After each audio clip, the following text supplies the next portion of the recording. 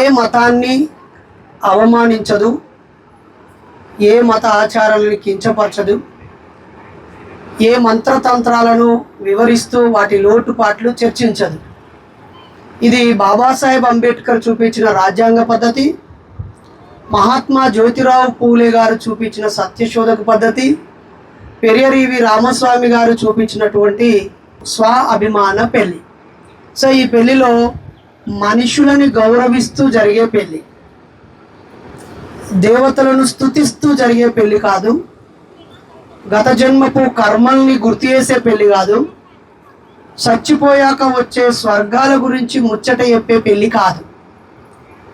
అలాగే అమ్మాయిని తక్కువ చేస్తూనో అబ్బాయిని తక్కువ చేస్తూనో ఆచార వ్యవహారాలకి ఎక్కువ ప్రాధాన్యత ఇస్తూనో హంగులు ఆర్భాటాలకి ఎక్కువ ప్రాధాన్యత ఇస్తూనో ఎవరు మాట్లాడకుండా ఉండండి అని బాజా బాజంత్రీలను మోగిస్తూ మనకు తెలియని సంస్కృత వేద పఠనం చేయడమో, ఖురాన్లో ఉన్న మంచి సూక్తులను చెప్పడమో, బైబిల్లో ఉన్న ప్రార్థనలని చేయటమో ఇక్కడ ఉండదు.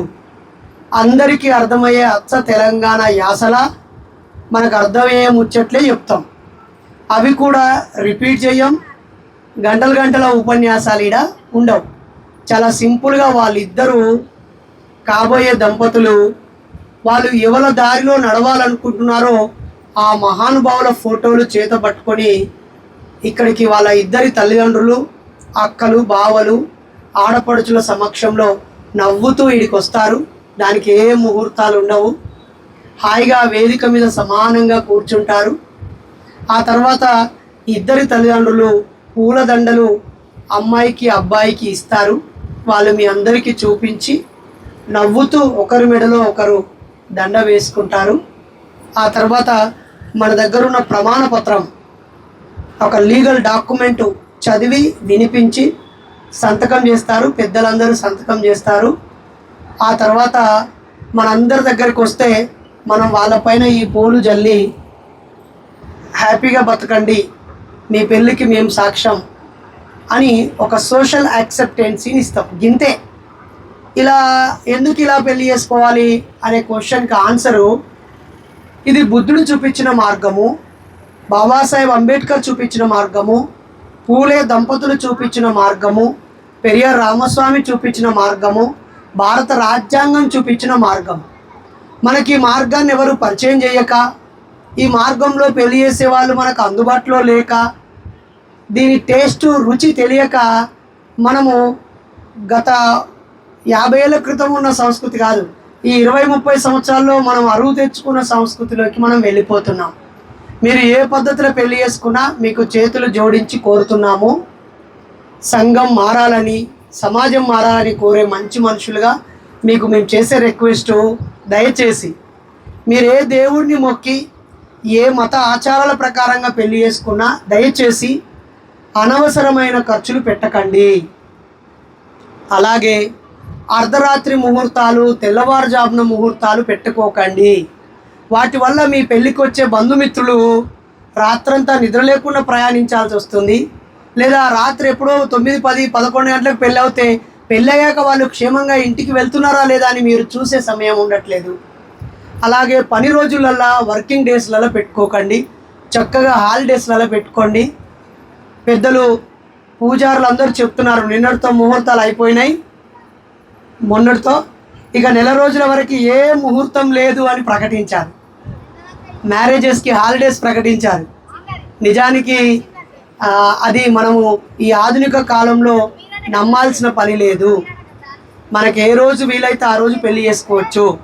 పెళ్ళిళ్ళు అనేవి చాలా మట్టుకి జాతకాలు చూసి కలవట్లేదు అని విడదీసిన పెళ్ళిళ్ళు ఉన్నాయి. అలాగే చాలా పెళ్ళిళ్ళు ముహూర్తాలు లేవని 6 నెలల పాటు వాయిదా వేసుకున్నవి ఉన్నాయి. చాలా పెళ్ళిళ్ళు ఎంగేజ్మెంట్ అయ్యాక వాళ్ళ దగ్గరి బంధుమిత్రులు ఎవరైనా అనుకోకుండా జరిగిపోతే ఏడాది పాటు పెళ్ళి జరగకుండా వాయిదా వేసుకున్నవి ఉన్నాయి. అది ఒక్కసారి ఆలోచించండి. నేను దాన్ని తప్పు, చెడ్డ పని అని, మూర్ఖత్వం అని మేము అనట్లేదు. పెళ్ళి అనేది ఇప్పుడు చాలా కష్టమైన పనిగా మారిపోయింది. అమ్మాయిలు అబ్బాయిలను మెచ్చట్లేదు. అనేక కోరికలు కోరుకుంటున్నారు. అలాగే అబ్బాయిలు కూడా పెళ్లి చేసుకోవడానికి ముందుకు రావట్లేదు. పెళ్ళంటే చాలా భారంగా, పెళ్ళంటే అబ్బాయిలు భయపడుతున్నారు. భార్య ఓన్లీ పెళ్ళి అయిపోగానే భార్య వస్తుందని సంతోషం కాదు, పెళ్ళికి ఒక 5-10 లక్షల రూపాయల ఖర్చు, తర్వాత నాకు వచ్చే ఆదాయం నా భార్య పిల్లల్ని పోషిస్తానా, నాకు ఇల్లు లేదు, లేదా నాకు ఇల్లున్నా నాకు కారు లేదు, ఇంకా ఎన్నో ఇబ్బందులు అని ఊహించి పెళ్ళిళ్ళు చేసుకోవడానికి మగపిల్లలు చాలా వెనకడుగు వేస్తున్నారు. ఇంకా కొంతమంది మగపిల్లలు పెళ్లి చేసుకోవడానికి రెడీగా ఉన్న ఆడపిల్లలు చాలా వంకలు పెడుతున్నారు. ఇతనికి బాల్ హెడ్ వచ్చిందని, లేదా పొట్టు వచ్చిందని, ఇతనికి 6 ప్యాక్ లేదని, లేదా ఇతనికి బంగ్లా లేదని, ఇతనికి కేవలం 30-40 వేల శాలరీ, ₹1,00,000 శాలరీ కావాలని, సొంత బిల్డింగ్ ఉన్న వ్యక్తినే చేసుకుంటానని చాలా కారణాలు వస్తూ ఉన్నాయి. నిజానికైతే ఇద్దరు మనుషులు కలిసి బతకడానికి ఒకరిపై ఒకరికి ప్రేమ, నమ్మకము, కలిసి పని చేసుకొని బతుకుదాము అనే ఒక ధైర్యం ఉంటే చాలు. నా పక్కన కూర్చున్న ఈవిడ, నేను 2009లో కులం లేకుండా, మతం లేకుండా, ఇలాంటివి ఏవి లేకుండా, కట్న కానుకలు లేకుండా అంబేద్కర్ భవనంలో దండలు మార్చుకొని పెళ్లి చేసుకున్నాం. అప్పటికి మా ఇంట్లో గ్యాస్ పొయ్యి కూడా లేదు, మసిగిన్నెలు తోమింది ఈవిడ. నేను కూడా పక్కన కూర్చొని కడిగేవాడిని. వాషింగ్ మిషన్ ఏం లేదు, ఇల్లు కూడా చాలా చిన్న గది ఉండేది. ఇప్పుడు ఇద్దరం కలిసాము, చదువుకున్నాము, ఉద్యోగాలు తెచ్చుకున్నాము, మేము అనుకున్న స్థాయిలో ఇల్లు కట్టుకున్నాము, బంగ్లా కట్టుకున్నాము, ఇల్లు స్థలం కొనుక్కున్నాము, పొలం కొనుక్కున్నాము, కారు కొనుక్కున్నాము, 2 మగపిల్లలు పుట్టారు, వాళ్ళని చదివిపిస్తున్నాము. అలాగే 2 ఆడపిల్లల్ని దత్తత తీసుకున్నాము. ఇప్పుడు హ్యాపీగా బతుకుతున్నాము. సో మరి కలిసి జీవిస్తామని చేసుకునే ఒక ఒప్పందం, దీనికి అందరి ఆమోదం కావాలి. ఈ అందరి సమక్షంలో ఇగో ఈవిడ నా భార్య, ఇగో ఇతను నా భర్త, ఇప్పటి నుంచి మేమిద్దరం కలిసి ఉంటాము అని అందరికీ తెలియజేయడంతో పెళ్ళి అయిపోద్ది. ఈ కాగితాలు కాదు పెళ్ళంటే, సర్టిఫికెట్లు కాదు పెళ్ళంటే, శుభలేఖలు కూడా కాదు పెళ్ళంటే. ఈరోజు చాలామంది అన్ని పద్ధతులు పాటించి పెళ్ళి చేసుకున్నా అన్యోన్యంగా ఉండటం లేదు. ముహూర్తాల ప్రకారంగా పెళ్లి చేసుకున్నా కోర్టుల చుట్టూరంగా, పోలీస్ స్టేషన్ల చుట్టూరంగా తిరుగుతున్న వాళ్ళు ఎంతోమంది ఉన్నారు. అలాగే భార్యాభర్తలుగా నటిస్తూ మంది కోసం భార్యాభర్తలుగా ఉండి ఇంటి లోపల ఎవరి ముఖం వాళ్ళే పెట్టుకునే వాళ్ళు చాలామంది ఉన్నారు. అలాగే కలిసిమెలిసి ఉండకుండా నిత్యం కొట్టుకుంటూ, తిట్టుకుంటూ, బాధ పెట్టుకుంటూ ఎందుకు చేసుకున్నాన్రా అని రోజు గొడవ పడే వాళ్ళు కూడా ఉన్నారు. అవి చట్టబద్ధమైన పెళ్ళిళ్ళు అని అనుకుంటున్నారు, కానీ మానసికమైన పెళ్ళే నిజమైన పెళ్ళి. ఈరోజు నాగక్క, రాజేష్ అన్నలు మీ అందరి ఆమోదంతో భార్యాభర్తలుగా వీళ్ళకంటే ముందు దండలు మార్చుకున్నారు. వాళ్ళు నిజమైన భార్యాభర్తలే. ఈరోజు ఈ కాగితం కంటే ముందు కూడా వీళ్ళిద్దరు స్నేహితులే. వీళ్ళిద్దరూ కలిసి మనం జీవిద్దామని నిర్ణయం తీసుకున్నారు. ఈరోజు అఫీషియల్గా అందరి ముందు ఇగో ఈరోజు నుంచి భార్యాభర్తలము, నిన్నటిదాకా మేము ప్రేమికులము, లేదా బావామరదళ్ళము, లేదా ఇష్టపడ్డ వ్యక్తులము అని మనకు చెప్పారు. కాబట్టి ఇదొక సోషల్ యాక్టివిటీ, ఇదొక కుటుంబ పండుగ.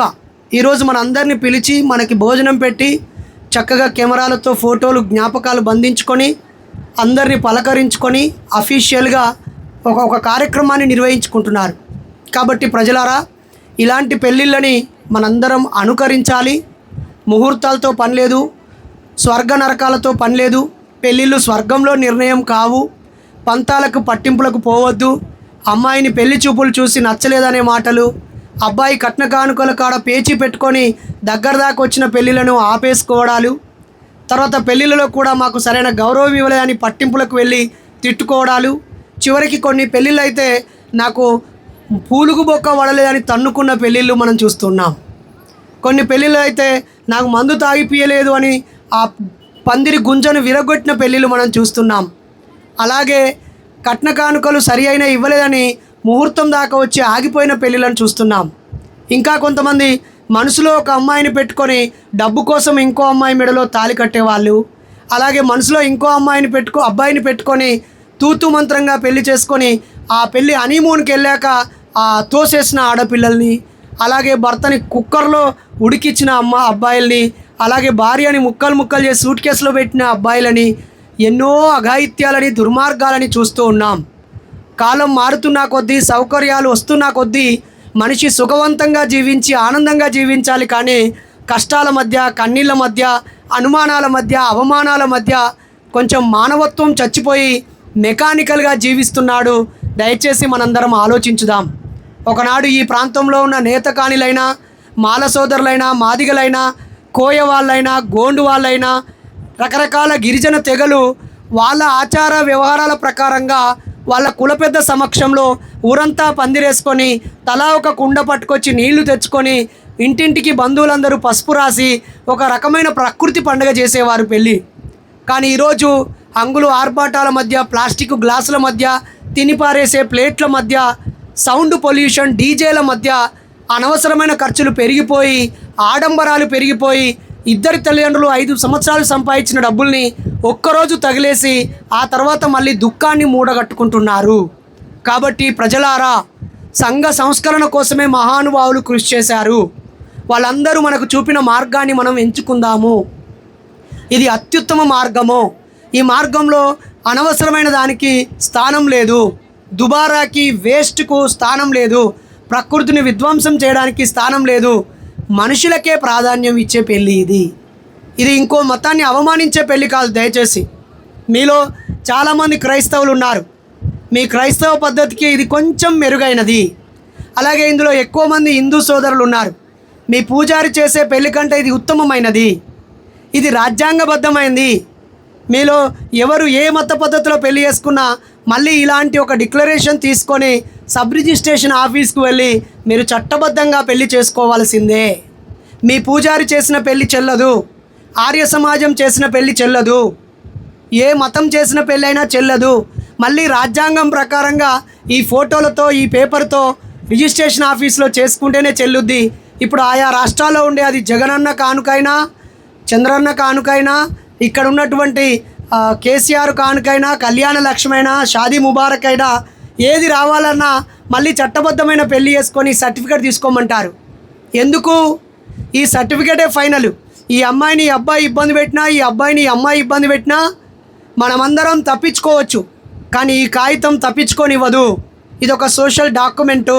ఈ డాక్యుమెంట్ ద్వారా చట్ట ప్రకారంగా తాను కోర్టుకు కూడా వెళ్ళగలుగుద్ది. అయితే నేను ఈ నూతన జంటకి కోరుతున్నాను, ఏమని? చిన్నారులారా, మీరు 19 ఏళ్ళు, 21 ఏళ్ళు చాలా రైట్ ఏజ్లో పెళ్లి చేసుకున్నారు. అమ్మాయికి 18 ఏళ్ళు, అబ్బాయికి 21 ఏళ్ళు. అబ్బాయికి 21 కంప్లీట్ అయ్యి 22, అమ్మాయికి 18 కంప్లీట్ అయ్యి 19 ఏళ్ళు. సరైన వయసులోనే మీరు పెళ్లి చేసుకున్నారు. కానీ సమాజంలో 25 ఏళ్లకు అబ్బాయిలు పెళ్లి చేసుకుంటున్నారు, 21 ఏళ్లకు అమ్మాయిలు పెళ్లి చేసుకుంటున్నారు. మీరు 10th, ఇంటర్తో చదువులు ఆపారు. మీకు చేతులు జోడించి మీ పెళ్లి రోజు, మీ పెళ్లి కానుకగా మేము కోరుతున్నాం. మీరు ఇంటర్మీడియట్, ఓపెన్ ఇంటర్ పూర్తి చేయండి. అమ్మాయి, నువ్వు డిగ్రీ, ఓపెన్ డిగ్రీ పూర్తి చెయ్యి. మీ పిల్లలు పెద్దగా అయ్యే నాటికి మా అమ్మా నాన్న 10 అయిపోయారు, ఇంటర్ ఆగిపోయారు అని కాకుండా మా అమ్మా నాన్న డిగ్రీలు, పీజీలు చేశారు అనే ఒక గౌరవాన్ని మనం మన పిల్లలకు కూడా ఇవ్వాలి. చదువుకోవడానికి పెళ్ళి ఆటంకం కాదు.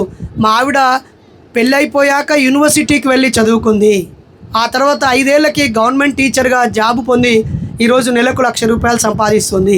అయితే మీరు పోటీ పడి ఉన్నత ఉద్యోగాలు చదువుమని కాదు, మీరు మినిమం డిగ్రీ పాస్ అయి ఉండాలి. అలాగే నువ్వు నాన్నకి సహాయం చేస్తూ వెల్డింగ్ షాపు నడిపిస్తున్నావు, నీకు అభినందనలు.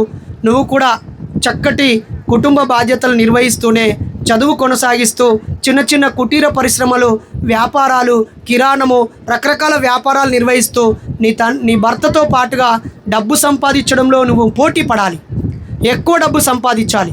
అలాగే అబ్బాయిని కోరుతున్నాం, మన బతుకులన్నీ మధ్యతరగతి పేద కుటుంబాలు.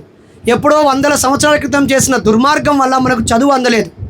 అలాగే ఒక 70-80 ఏళ్ల క్రితం స్వాతంత్రం వచ్చిన తర్వాత ఇక్కడ ఉన్నటువంటి కొంతమంది భూస్వాముల దుర్మార్గాల వల్ల మనకు భూమి జాగా దొరకలేదు.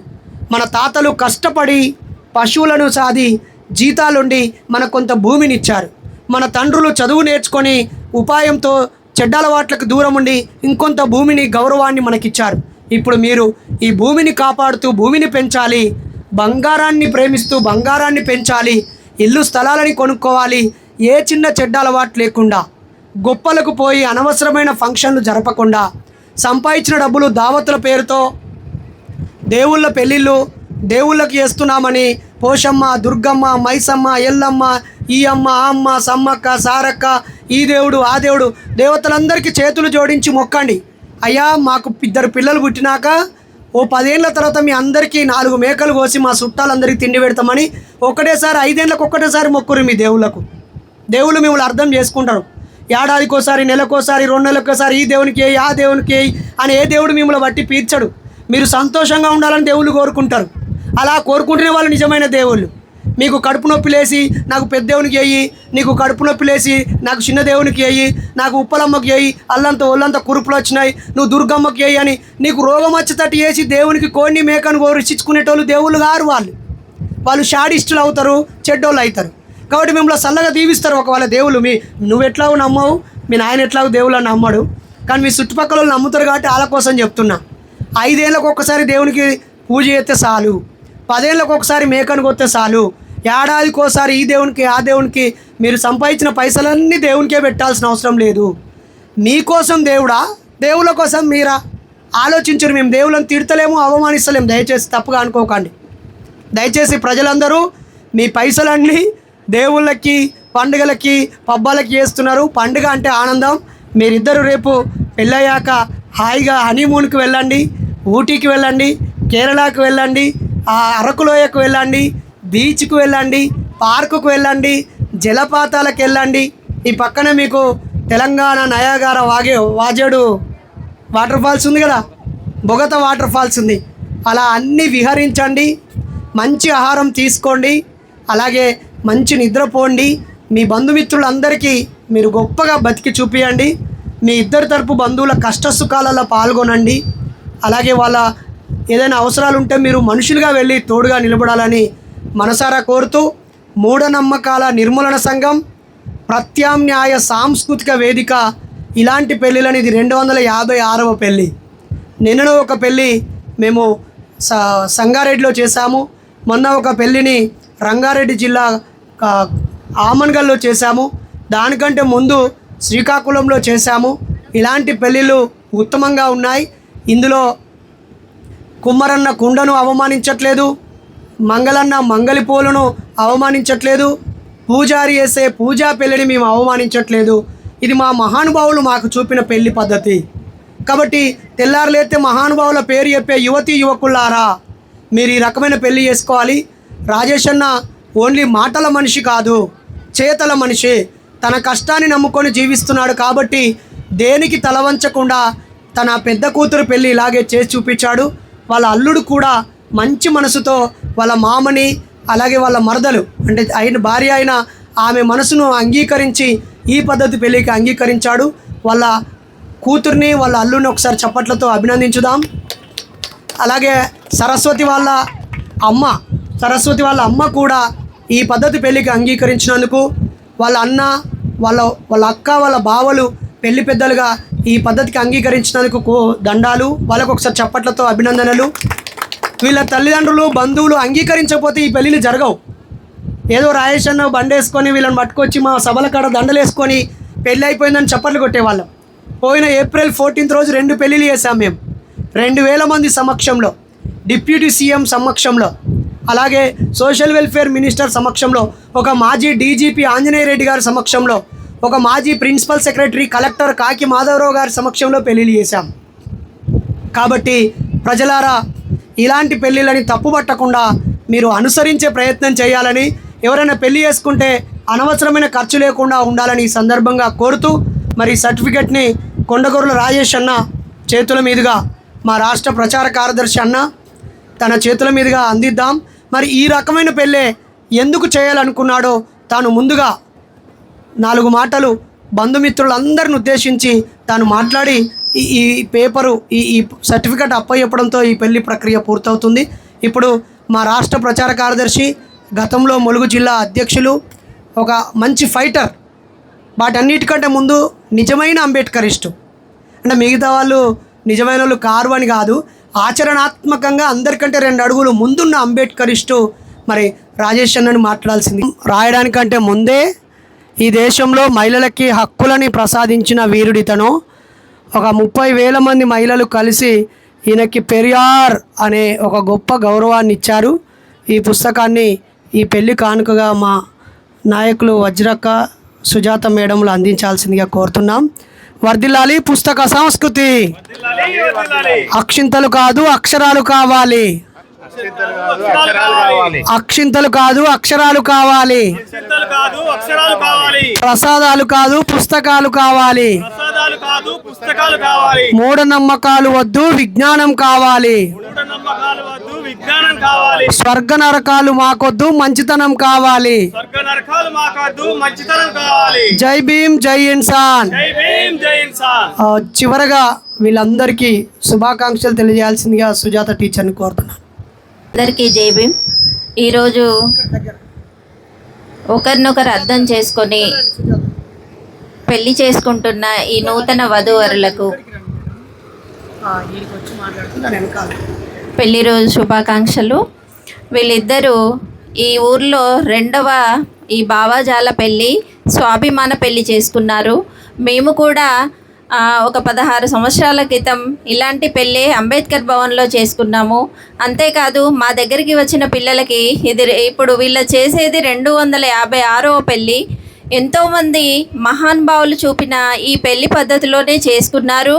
వాళ్ళు పిల్లా పాపలతో సంతోషంగా ఉన్నారు. అంతేకాకుండా ఎటువంటి అప్పులు బాధలు బందీలు లేకుండా వాళ్ళ పెద్దల సమక్షంలో చక్కగా నిర్వహించుకొని పెళ్ళి ఎంతో ఘనంగా చేసుకున్నారు. అలానే అంతే ఆదర్శంగా అందరికీ బాట చూపిస్తూ ఎంతోమందిని ఇన్స్పైర్ చేస్తూ వీళ్ళు ముందుకెళ్ళడం జరుగుతూ ఉంది. వాళ్ళల్లో ఎంతోమంది టీచర్స్ అయ్యారు, లాయర్స్ అయ్యారు. వాళ్ళ చదువుల్ని కూడా ఎక్కడ ఆపకుండా ముందుకు సాగిపోతూ ఉన్నారు. అదేవిధంగా వీళ్ళు కూడా మన సింధూకర్ అండ్ సరస్వతి వాళ్ళు కూడా ముందు తరాల వాళ్ళకి ఒక మార్గం చూపించే విధంగా ఆదర్శవంతంగా ఉండాలని కోరుకుంటూ ఈ గ్రామంలో ఈ పెళ్ళి చూడడానికి వచ్చిన బంధుమిత్రులకు, పెద్దలకు, చిన్నలకు ఇదొక ఆదర్శ పెళ్ళి. ఇది ఎప్పటి నుంచో ఎంతోమంది మహానుభావులు చేసుకున్నారు. అలాంటి పెళ్ళి మన గ్రామంలో జరగడం చాలా అద్భుతం. కాబట్టి మీరందరూ యాక్సెప్ట్ చేసినందుకు మీకు కూడా చాలా చాలా అభినందనలు, ధన్యవాదాలు. అంతేకాకుండా ఎంత ఖర్చు లేకుండా ఇంత సింపుల్గా చేసుకున్నా కూడా ఇది కూడా పెళ్ళే. పూర్వకాలంలో ఇలా పెద్దలు ఆ పెద్దలు ఈ పెద్దలు కలిసి పిల్ల పెద్దలు కలిసి ఒక ఒప్పందం చేసుకొని ఒక దగ్గర కూర్చొని పచ్చని పందిరి కింద పెళ్లి చేసేవాళ్ళు. అలానే ముస్లిమ్స్ అయితే నికా చేసేవాళ్ళు. జస్ట్ సైన్ పెడితే అయిపోతుంది.